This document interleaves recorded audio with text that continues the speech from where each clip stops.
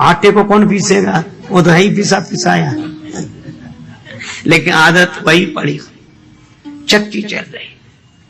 अब ये घरों में कोई बड़ी आश्चर्य की बात थोड़ी, चक्की चलती है, उस समय उस तरह की चलती थी, आजकल दूसरे तरह की चलती है। पर सत्संगियों को मौका मिल गया यहीं से।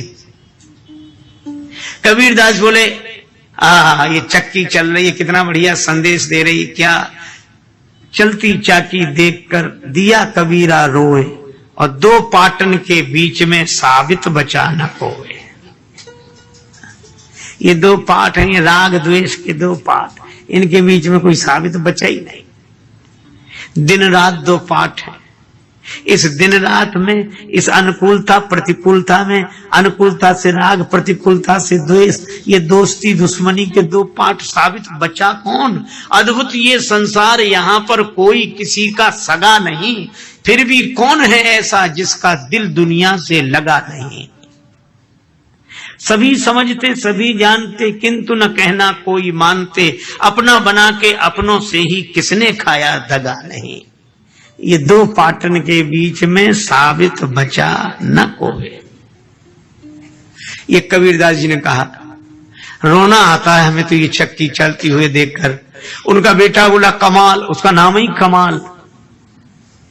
जब कबीरदास जी की बात पर बात करे, बाप सो बाप, बेटा और गजब, बाप अजब बेटा गजब, इसीलिए तो उसका नाम कमाल। बूढ़ा वंश कबीर का उपजा पूत कमाल।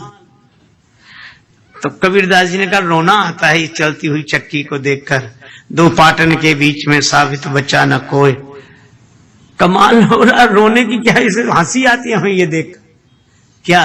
अरे बोले पाटों के बीच में जाते ही काहे को, तो फिर बोले ये देखो नीचे वाला पाठ तो ऐसे रखा, पर ऊपर वाला जो पाठ है उसके बीच में लकड़ी की कीली है, जिसके सहारे ऊपर वाला पाठ घूमता है, जिसके कारण ही ऊपर का चक्र चलता है। अच्छा कीली न लगी हो तो चलता नहीं है। तो फिर चलती चक्की देखकर हंसा कमाल ठठाए, और कील सहारे जो रहे तो बाल न बांका जाए। अब लकड़ी की कीली लगी और उसके साथ ऊपर का, उसका मतलब था कीली परमात्मा। ये परमात्मा के सहारे से ही ऊपर की सब चक्र चलते हैं। परमात्मा के सहारे रहो तो बाल भी बांका नहीं होगा। कबीरदास जी ने कहा कि यह भी बात ठीक है, तुम्हारा भी सोच ठीक है, लेकिन तब तक कमाल की बहन कमाली, अरे बोले आप भी भैया बात तो तुमने सही कही है, लेकिन पूरी तरह सही नहीं कही। क्यों? का कील के सहारे जो रहते हैं ना, जब कील के सहारे रहते तब तो उस घिसटने से बच जाते हैं, और थोड़े इधर हुए तो दो चार दचके तो उनको भी लगे ही जाते हैं। पिसते भले ही ना हो पर बीच में रगड़े जाते हैं। तो का कील सहारे जो रहे तो नकटे बूचे होए, थोड़ी बहुत चोट लगती है उन्हें। भगवान के सहारे रहने वाले जहां चोट लगी फिर भगवान भगवान, फिर भगवान तक रहे तब तो थोड़े ही उधर गए, उधर तो चक्की चल ही रही है, तो फिर झटका लगा, फिर भगवान भगवान। का कील सहारे जो रहे तो नकटे बूचे होए, फिर बोले दाना सोई सराहिए जो चटक बाहिर होए। दाना कौन? बोले जब डाला जा रहा था अनाज, अनाज ऐसे डालते ही चक्की में ऊपर से, तो ऐसे डाला, चोट लगी तो पहले ही उछल के उधर गिरा। कितनी अद्भुत बात है। जो पाटों के बीच में पिस रहा वो संसारी है, जो भगवान के भरोसे है वो साधक है, लेकिन इन सब से असंग होकर जो अपने स्वरूप में स्थित हो गया वो सिद्ध है। ये सत्संग, धर्म ही सत्संग। और इसी तरह राम जी कहते हैं कि जैसे कबीरदास, अच्छा एक अजीब बात है, हम लोगों को सत्संग के लिए तीर्थ चाहिए, फिर महात्मा चाहिए, फिर कोई ग्रंथ चाहिए, फिर कोई व्याख्यान देने वाला चाहिए, फिर कबीरदास जी को कुछ नहीं चाहिए। अरे क्या हम अपना चादर तो बुन रहे हैं, उनके लिए चादर बुनना ही गीता है, वही भागवत है, वही रामायण है, वही उपनिषद है। और कबीरदास जी चादर बुनते बुनते गाने लगते हैं, अष्ट कमल का चरखा बनाया, 5 तत्व की पूनी, 9-10 मास बुनन को लागे, मूरख मैली कीनी चदरिया, जीनी रे जीनी, राम नाम रस भीनी चदरिया, जीनी रे जीनी, राम नाम रस भीनी चदरिया, जीनी रे जी, राम नाम रस भीनी चदरिया, जीनी रे जी, जीनी जीनी जीनी जीनी जीनी, राम नाम रस भीनी चदरिया, जीनी रे जीनी।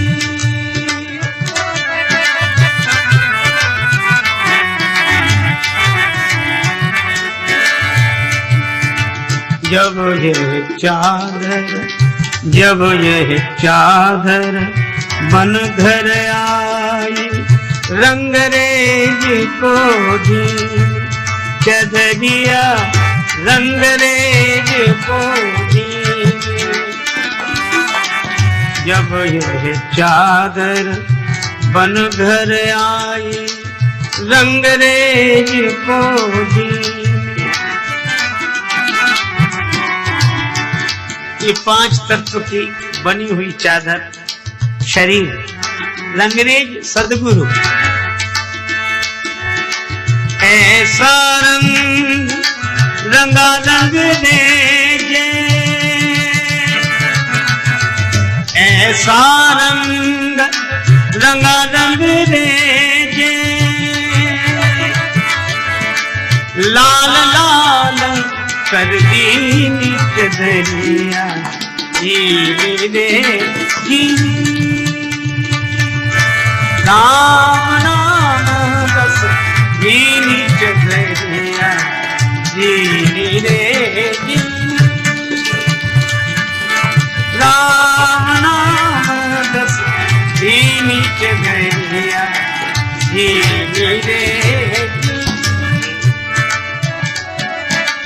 लाल लाल कर दिया, लाली मेरे लाल की जित देखो तित लाल, लाली देखन मैं गई मैं भी हो गई लाल।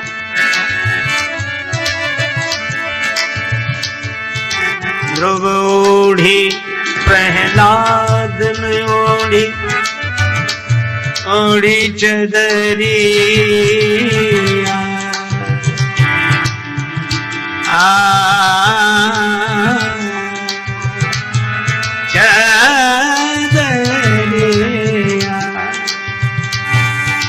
ध्रुव ओढ़ी प्रहलाद, ओढ़ी ध्रुव ओढ़ी प्रहलाद, ध्रुव प्रहलाद सुदान ओढ़ी चदरी,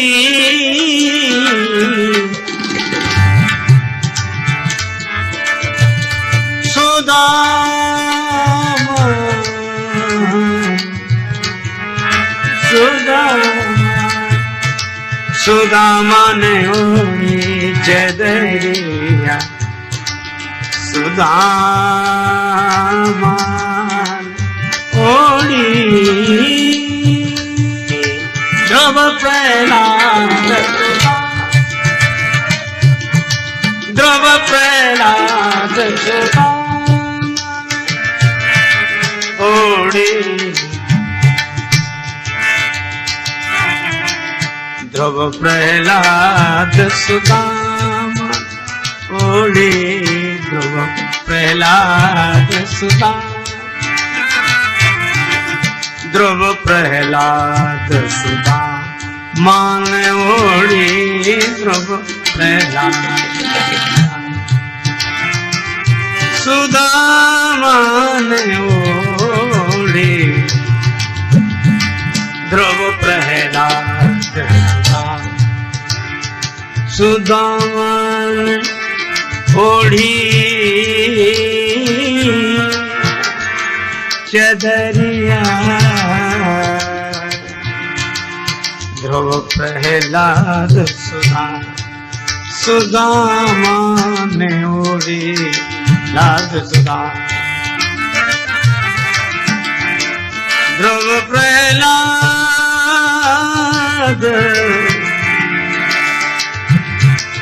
सुदामान ओढ़ी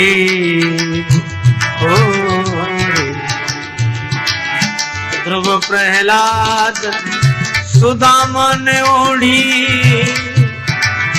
ओढ़ के निर्मल की चदरिया ओढ़ के निर्मल की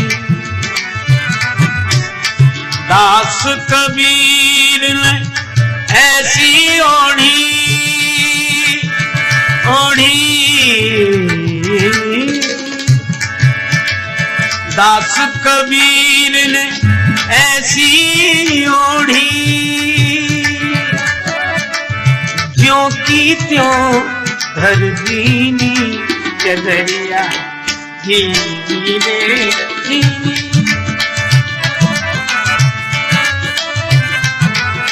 दीनी चदरिया दीनी रे दीनी राम नाम रस दीनी चदरिया दीनी रे दीनी राम नाम रस दीनी चदरिया दीनी रे दीनी रे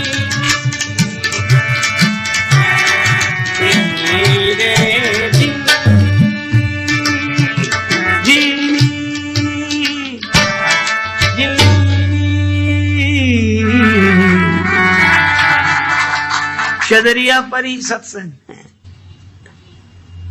व्यवहारिक उदाहरण से रविदास जी संत बैठे बैठे जूता बना रहे हैं, कठौती में जल भरा है, उसी में चमड़ा डाल दिया है, और वहां भी मन चंगा तो कठौती में गंगा। आप देखो, जिनका स्वभाव हो जाए सत्संग करने का, उन्हें मौका मिलना चाहिए बस। मैंने एक बार देखा कि रेलगाड़ी में यात्रा करते समय एक दंपत्ति आए, संत वेश देखा, प्रणाम किया, चर्चा करने लगे। तो आजकल जो चर्चाएं होती है वही हुई। पति ने कहा पत्नी की ओर संकेत करके, महाराज इन्हें समझाओ। वही सब एक दूसरे को समझाना चाहते, समझना तो कोई चाहता नहीं, इन्हें समझाओ।